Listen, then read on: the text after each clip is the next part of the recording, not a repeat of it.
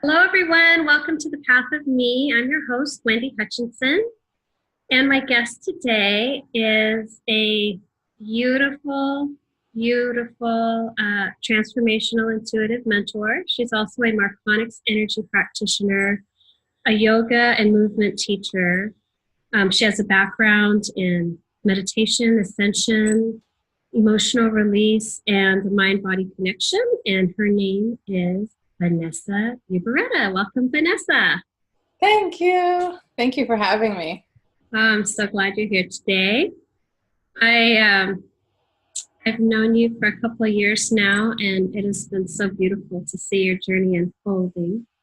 Oh, you're so sweet. It's been so great to be connected as soul sisters on our journey. So it's been a true gift for me. Very much so. Yeah. Where did your journey begin? The open-ended question. Yeah. Let's see. How far back do you want me to go? Up to you. Well, I'd say that my adult journey of my spiritual path started when I was 19. Before that, I had been doing yoga. My parents have been doing yoga all my life. They've been doing yoga and meditation prior to me being born. Wow. And so I was around people who were seeking spiritual enlightenment through studying with a female guru, which is very interesting. And it was also intense, and it was lovely and different, and definitely not what everyone else was doing in my generation at that time. Traditional sense. Yeah, on Long Island, Yeah. So that was definitely, are you Jewish or Catholic? And I was like, well, no, I'm actually, we do yoga, and it's like you get the weird eye. Like, what is it? Wasn't yoga studios were not all over the place, and I was part of an ashram, so it was even more interesting. But at 19 is when I started kind of my own. I was really anxious my first year in college, so I decided to go back to yoga class and really dedicate myself further. So I started practicing every day, meditating every day, and studying the philosophy deeper. And, it was always this intense desire for me to want to know who I was and know why I was here, what I was doing here. And that just continued through my path as I went to massage therapy school, because I wanted to understand energy and the human body. I was so intrigued with healing. And then I got into myofascial release, the John Barnes method, which is all about emotional healing, feeling, going deeper into your body and really owning and being okay with the emotional aspect and knowing that healing is the whole perspective. So that really brought things home for me as well through my journey. I know you're very empathic. Yes. I was always very sensitive. Growing up, I didn't know I was empathic, obviously, like a lot of empaths have no clue. And I just felt like I'm just not able to deal with emotions in life as well as other people. Somehow things take me down in a different way than other people. And so that was my truth for a long time. And so I did a really good job of being an emotional stuffer and kind of pushing things away, and so that I can appear strong on the outside. And that was really the gift of when I started the myofascial body work, because I was being told it was okay to have my feelings. And that was really powerful for me to unleash that. It was like I can imagine. That's like they uncorked the bottle. Yeah, exactly. It was an uncorking for sure. And a releasing. And yeah, it took me time to really understand who I was as an empath. And I call myself an empath, but I don't necessarily identify with the traits that are on the internet about what empaths are, because I'm no longer feeling like I'm taken by the currents of everything going on around me. Well, I think you achieved a level of mastery, which took a lot of time. For those people who aren't really familiar with what that is, if you could just share a brief description of what what an empath is, what an empath experiences for people who may be going through it but not have an idea of what it is. Okay. Yeah, I feel like all the terms like light worker, empath, starseed, warrior of light, indigo, rainbow, like they're all kind of, they have their distinctions, but they're all kind of described differently. So it's kind of like the label is not all that important. It's really like how you identify. So there's a lot of people who are empathic in different ways or in different degrees. But people who usually start to uncover like that they're an empath, they're overwhelmed by the energy around them, by the people's energy around them, the collective. So the difference that I describe what an empath is to maybe someone else who's not as empathic is that it's a merging of the empath's field, energy field, with another person's field. There's not a boundary. There's a merging, there's a melding, there's a mixing going on. So it's not the same as just having empathy or having sympathy or compassion for someone. It's actually becoming an aspect of the other person, because on an energetic level, you're allowing their energy into your field, into your body. And so some empaths mirror other people's stuff. So let's say someone's angry around them and suddenly they're angry and it comes out of nowhere. So some people are very kind of distinct. Sometimes it's physical. People will mirror other people's physical symptoms, like you getting a twinge of hip pain all of a sudden, and you kind of, well, you might not know it's not yours at the time unless you're aware, but there's a mirroring. Some, it's a mixing, so it becomes just like I always think of like when I was a kid and I make like, my soup outside, you take water and leaves and sticks and just mix it all together. And so it becomes like a mix of like empathic drain, fogginess, confusion, and just heaviness that kind of comes over you. And usually the empaths are all different degrees of that. And sounds intense and difficult to navigate. Yes. And also I have to say some actually hear voices in their head and it's not, that's not their voices. So it comes down to boundaries and having a clear distinction in your field so that you're not doing that all the time. And that's what it is. So it can be very confusing, like you said, very overwhelming, very, it's hard to have mental clarity if you're existing like that all the time. Sounds exhausting too. It is exhausting. I did spend a lot of time tired, and when I was younger, and always trying to figure out why. I always thought it was maybe something I'm eating or I'm not eating or whatever, or just. But you're like a sponge, so you're literally absorbing the energy of the world and not even aware of how to create boundaries, probably a lack of awareness around what's theirs, what's yours. Yes. And so I know a lot of your work is around providing clarity and guidance for people who are empathic. But before we get to that, I'd like to talk a little more about your journey and how you kind of found your way back to yourself. Because there's really no guidebooks, or there weren't back then, on how to navigate this existence. Yeah. It's a big one. It's quite the journey being here right now on planet Earth. And my journey was like, it was over time, like I said, and when I started to come deeper into myself and realized that I had my own answers and that I wanted to develop the skill to really listen to myself, to my intuitive guidance, was around in 2006 was when I kind of made the conscious decision, even though we're all listening to intuitive guidance to some degree. It definitely took that sense of seeking outwardly away a little bit, because it wasn't just trying to find, I was searching so intensely. And then I realized I had to come in, which is not like I hadn't heard the concept before, obviously. Right. You hear it like a million times. What did that mean for you? What did that look like for you? Well, I'm trying to think what it was like when I first started to want to do that. But I know for me what it looks like now is that it looks like when I find myself trying to avoid something I'm feeling in the moment and I want to just jump onto my phone or social media or grab something to shove in my mouth, that I know relate to that. yeah, I know that it's not wrong to do that, and it's definitely distraction is an important piece at times, but I also know I can just stop and just ask myself, what is going on? What am I feeling?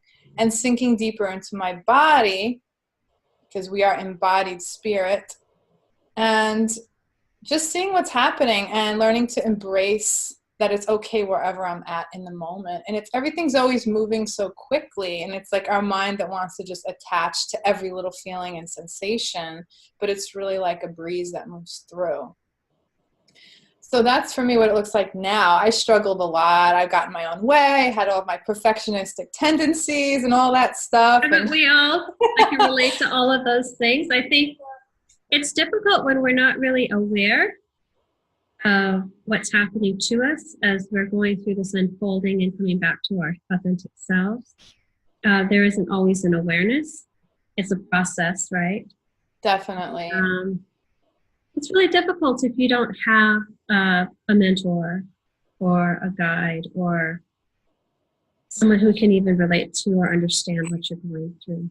It can be a very lonely road.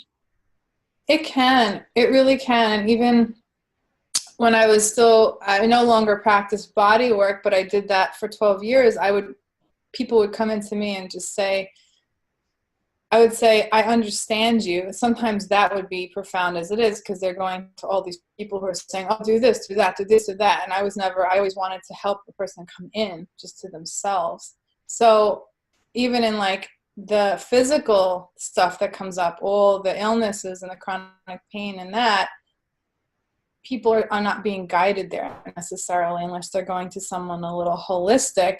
And it's the same with the empaths, because there's so many who are just finding out they're empaths or who have known, and they just, again, have felt like I did. I'm just so sensitive.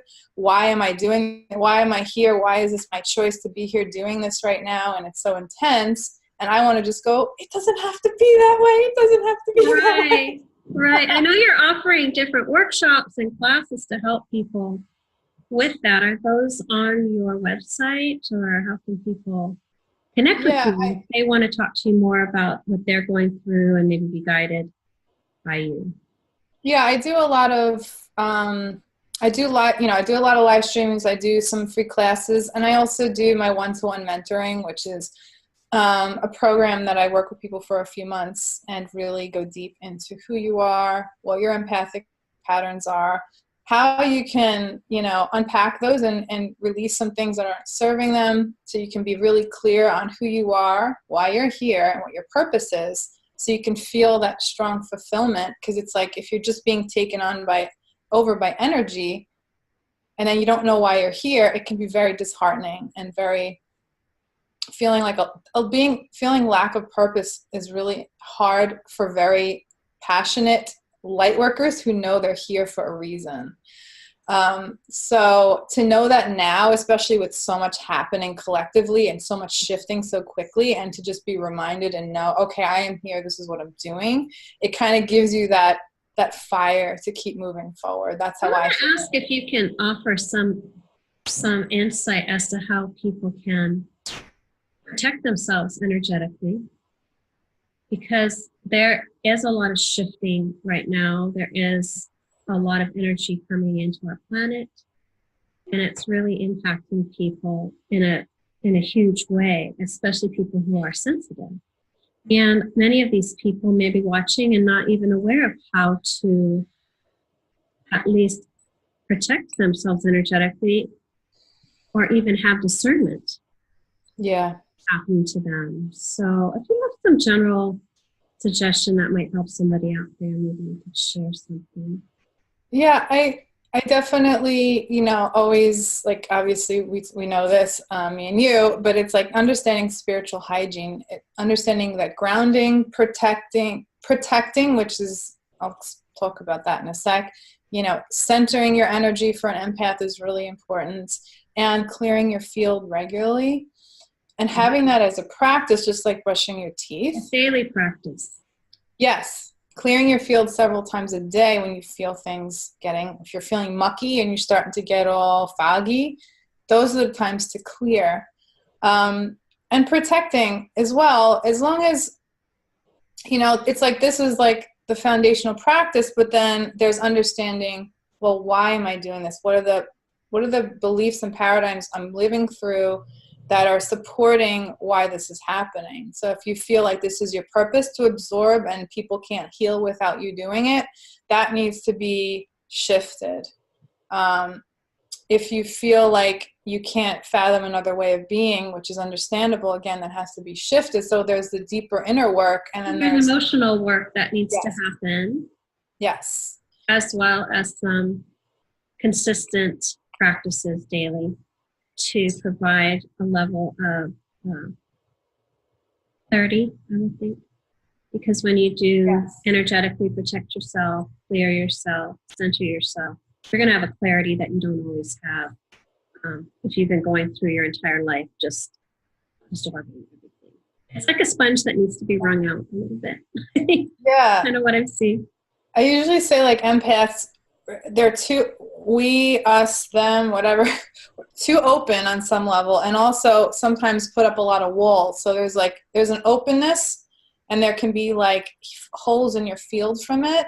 And then also wanting to like resist things. So there's resistance, and neither of those ways are really that empowered. They're just the way that you're functioning. Some empaths are just so open that there's just constant information coming through. And it's like you have to realize you can access anything. So you have to be choosing what you want to access.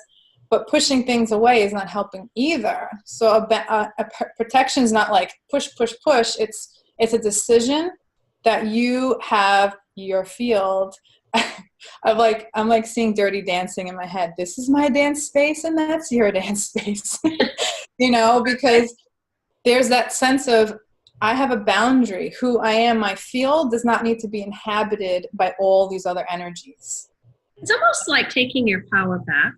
Absolutely. I think this is my perspective that empaths, it's time for them to shift the paradigm. Yes. I got a clear kind of channeled knowing from myself more recently, a couple months ago, that empaths did have this role to do some absorbing, do some buffering for the collective by taking on some stuff and helping to transmute before 2012. When 2012 occurred and shifts occurred in consciousness, that contract, you can say, has now changed, which I was kind of like blown away by just that information. Mm-hmm. Because I didn't know that we actually had that job. I wasn't aware I was an empath before 2012, so I had no clue. Right. And so there's a couple of pieces why that's important to understand is, one, an empath can just be a light worker in their own way, meaning they don't need to be absorbing. They can be doing whatever job that they're here to do and being in their own empowered space so they can affect people through entrainment and inspiration and being a vibrational leader. So leading by example and holding space, which allows people to have their release. Other people don't need the empath to heal. It was just a helping hand. But now it's actually a hindrance because humanity needs to do it on their own. I was just going to say, it's time now for people to step into their own individual power. Yes. And with empaths prior to 2012 being in this role, it almost creates a codependence where they do too much, and then the individual is not being allowed to walk their path and heal themselves and find their truth. Because this person's walking beside saying, hey, let me carry all your stuff. Let me carry all your emotional baggage. Let me make your life easier. And then the other individual doesn't actually have an opportunity or need to do their inner work. Yes, because they kind of feel that hand holding, like you said so wonderfully about the codependency. And that tie we're actually not serving the people we love by being that way anymore. And it's not a judgment call on the empaths. It's okay. You've had your job, and now it's time to kind of shift into a different paradigm of energetic freedom, and knowing that you're affecting more exponentially by aligning with yourself really powerfully, so that your field is not open to other people around. You're more just open to your source connection and affecting people through that example and through entrainment, so that if someone's feeling very dense, they'll be able to rise up to your light in that moment by their choice, or they'll leave, right? One of the two. We should also say that the vibrational frequency that people hold has a lot of power. So if somebody is an empath and struggling and depressed, that vibration is going to be having an impact very powerfully on the people around them. Mm-hmm. Equally and opposite, if they're choosing to elevate, be empowered, be the light, be aligned, that is going to magnify and ripple out and have a far greater positive impact on the people around them. And it is a personal choice. Where we are is a choice. It's not a random circumstance. It's not because you're a victim that you're in this position. Yes. It's up to us to make the choice to elevate and grow and do our inner work and be the leaders that we're born to be. We were born at this time to come forward and lead. Absolutely. And people are being pushed and feeling struggle and angst and so much difficulty because you are being awakened. This is like the universe shaking you awake, getting your attention and saying what you're doing is no longer working. You must, if you're going to step into your role to the highest and best of your ability, work through do your inner work and elevate. Like absolutely, it's going out right now, I feel. I totally, and it's time for the empaths who always focus on everyone else to focus on themselves, their own journey, their own ascension, their own healing. And like you said, if we're all continuing to rise up, the ones that are conscious of doing it, we're affecting the collective because the quotient goes up of people who are rising up and becoming conscious, aware, creators in their lives. So we're affecting the collective just on that level. And then think about someone who's light and empowered and doing what they want to do in their life, even from a human level. It's inspirational, right? It's inspirational. Absolutely. And empaths, at this point, if you're taking on all this stuff clearing collectively, which is a lot, I try not to say it, but this is how the words came through, is you're going to be taken down by the ship because you're going to go down. You're going to be carrying so much density and you're not going to have the space to clear your own. It's like trying to swim with cement blocks. Yes. Tied around your ankles. You can swim as hard as you can and as fast as you can, but if you refuse to cut the ballast, which basically would be the old programming, the stories, the negativity, the victimhood, all ballast, disempowering, anything that's disempowering, you are going to suffer. That's a fact. That is a fact, and it's a choice. It's crazy because we're being called to shift into new realities of who we are on every level right now. And I say that with love, that it's time to really choose yourself and choose your own path and know that you're affecting and helping everyone much more at this point than doing it another way. That's something to really think about because that feeling of selfishness comes up, even just the human level of like, oh, I got to do this, I got to do that. There's nothing more important right now than coming into yourself every day, even if it's just a few minutes in the morning, to center before you go through your day. It's absolutely important right now. Mm-hmm. I had to learn to do this when I had my baby, my empathic stuff got really intense when she was born and for the first year and a half, and I had to decide that it was non-negotiable for me to have that. So everyone has to come to that in themselves and say, this is so important that I cannot sacrifice it. Exactly. I liken it to putting, on the plane when they do the safety thing and they're like, put your oxygen mask on first and then put your mask on your child. The Yes. same thing. You've got to put your mask on first so you are able to breathe and function at the highest and best level of clarity and then help the people around you, right? Yes, absolutely. We know it in theory, but most people are still like, well, I got stuff to do. It's like...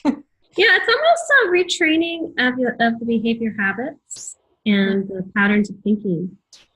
Yes. The first step really is awareness. If you recognize yourself in this story that we're presenting here, that's creating an awareness. That's the very first step. Absolutely. Right? And it's not a judgment on where you're at. No.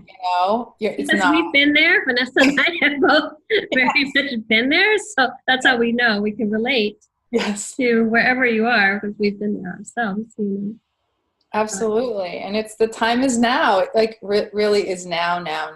Time is now to do this for yourself.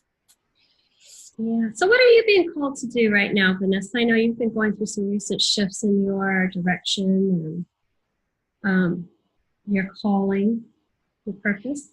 Yeah, it becomes clear that at current time I am here to help empathic light workers and light workers in general to really step into who they are and understand and know their purpose and live through that space. And I'm just going with that, with that's my path. In 2016, I had, right around the presidential election, I had this really strong intuitive voice in my head that came over and it said, lead the leaders. And then in the morning of finding out who won the election, I immediately saw light workers, who are the leaders, rising up. My visual was rising up tall, but being very grounded in themselves, like strong, powerful mountains. And so that has continued to bring me through. And of course, I found Marconics, and that helped me understand who I was as a light worker very powerfully and what I'm doing here and all those other nuances.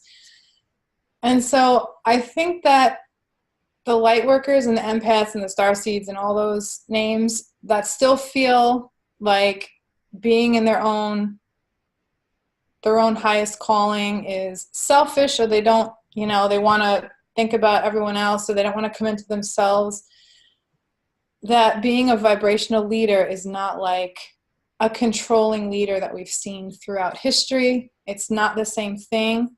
It's an aware, conscious, centered, aligned human being that is leading through being themselves. And however that looks, whether it's doing something like this, being very visible, or not, really is up to the person. And this is our time. We're here to be those anchors of light, and we're also meant to lift off on our own to go higher. Absolutely. And it's so about holding.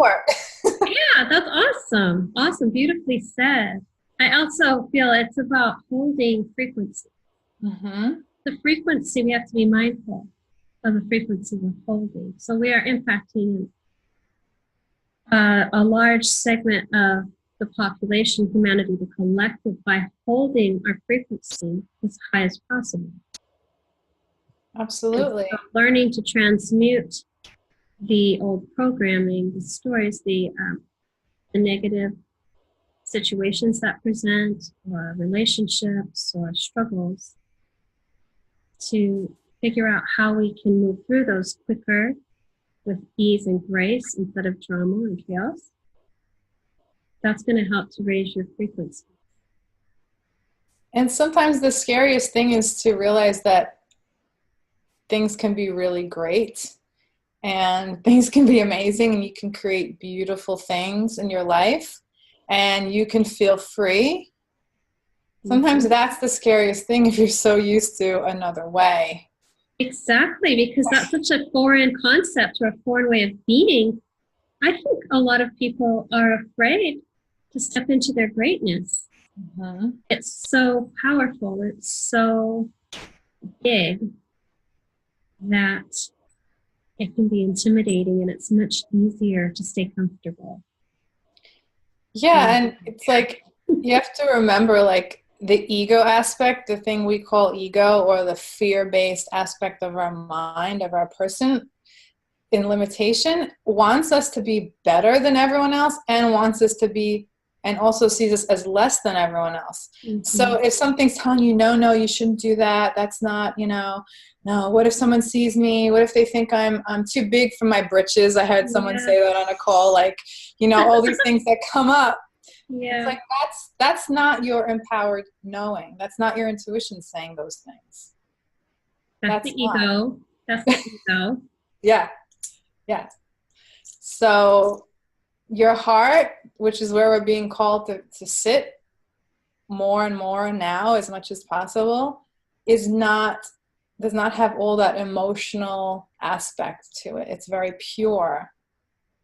And the feeling that you're driven to, the things that are calling there, those desires, are what you're meant to follow now. Even if it seems like, well, I want to go there, and you're guiding me here, but that's the path to get there, because that's your journey.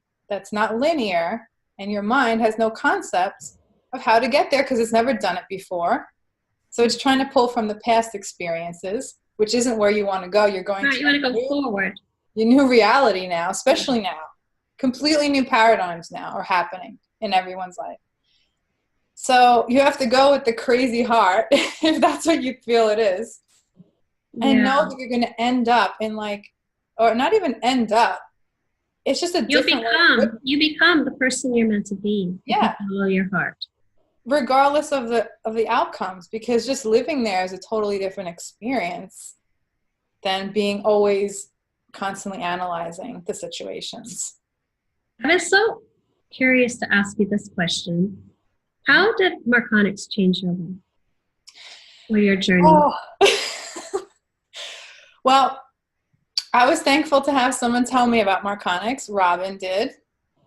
And it was, at first I was like, looks interesting, whatever. My first look at the website, I was like, okay. And then, but it stuck with me. Something obviously vibrationally really stuck with me. And I read the book first. And the book basically hit me over the head like a 2x4. It was like, boom. And yeah, it really did. It answered a question for me that I had. It was like the one question that I hadn't answered out of all the stuff I had done. The law of attraction. Why are we here? Why are we continuing to cycle? Because we want the thrill of it? Oh, that's great. Who created this system? Why the hell do we come in not knowing what's going on? Why do we have to keep becoming enlightened and awake every time? Right. Well, who created the system? And that's what I came to know through Marconics. It was like the fishbowl, and then suddenly I saw the fishbowl was in this huge room, and this is what's going on. And that's basically the perspective I got. And then, of course, I got my first no touch, and I had a very powerful integration. And different things started to shift right away. My intuitive things shifted even more. And then it just continued. It's been really intense. That was 2016, the end of it. And I started learning in the beginning of 2017. And now we're in another 20 lifetimes, or a year and a half later, and we're in a different place. So I'm eternally grateful for Marconics. I would say for sure it accelerates the life path. Yes. Accelerant, and people don't really have a concept like, what does that mean? What does that mean? It accelerates Marconics energy, accelerates your life path. You get so much clarity from releasing, because it pulls karmic debris out of your field, things that are holding you back, which frees you to go higher. But also, when you allow your higher selves, because through Marconics we can integrate if you have a session in person, your higher aspects of self, your higher self will come forward and physically integrate into you. There's an alignment and clarity that you cannot get, that is not accessible without that. And that propels you, because once the higher aspect is integrated, what did you say, Vanessa? It's like you just start to have an inner knowing about what you do. Absolutely. I mean, it's definitely an accelerant. It's so intense. Like, okay, I think Allison or Lisa said something. I'm paraphrasing, but it's like, well, you'll eventually get there. So now you're there now. It's like, okay, now we have to deal with that. And it's a ride. Whoever's called to it, they're meant to be doing it and to be experiencing it. Yeah. So it's really... And Vanessa's located in Long Island. So if you're interested in having a Marconic session, yes, I will put her website down below and her contact information, so you can reach out to her. And also distance sessions are available as well. Mm-hmm. So it's a very powerful tool if you're working on ascension. If you are actively seeking ascension on a soul level, this modality is unlike any other. Whereas other energy modalities are working on healing the physical body, the work we're doing is to help you ascend energetically. It's taking you to a different frequency, vibrational place. And from that place, all things follow. Yes. Yeah, you always explain it so lovely, so I'll let you do that. Well, I really wanted people to know how you got here, because it's been a journey. You've faced a lot of adversity. You've done so much inner work. And I honor you for that, because it is not easy. This path takes courage. Yes, it does. And everyone has it in there somewhere. You got it. Everyone has what they need to become the person they need to be. Yes. Absolutely. We have all the tools. And people like you who are available to help walk you through the process, because it's uncomfortable and it's difficult. And for people who are used to stuffing their emotional stuff and not actually dealing and confronting it, it's very helpful to have somebody walk beside you and hold your hand through this process, somebody who's been through it. Yes. Yeah, it can be very intense, and to have the practical tools and to understand how to deal with that is very important. It's very important. And to have Marconics and anything else, people, what you're drawn to is what you should go towards at this point, and continue to know that just might be one little stepping stone to the next, to the next, to the next, right? It's like we keep moving forward. So trust that. If you're called to something, you trust that, not overanalyze why. Just check it out, whatever it is, or whatever you're called to do in your life. Or reach out to us. Yes. We're happy to have conversations and just answer any questions about this energy modality. And it's relatively new. It's basically came into existence after 2012. So after we passed through the photon belt, Earth's positioning allowed us to access higher dimensional frequencies and help humanity align with those frequencies. So, Vanessa, I know you offer discovery calls. I thought you might want to mention what that looks like for people who might be interested. Yeah, I work one-on-one with people with Marconics and mentoring. So I do talk to someone first before jumping into a period of time working together, just to see if we make sense, if I can help them, and if they resonate, we resonate together. So I do a free discovery call for that. So certainly if you're interested, you can find it right on my website. You can easily book one, or you can just reach out through email as well. I'll put all that information down below, but also at the end of our video, you can share that. Vanessa has been a very instrumental person in my spiritual journey, and she's helped me so much. So I highly recommend you reach out to her if you are on a spiritual path and feeling a little lost or not really sure which direction to turn.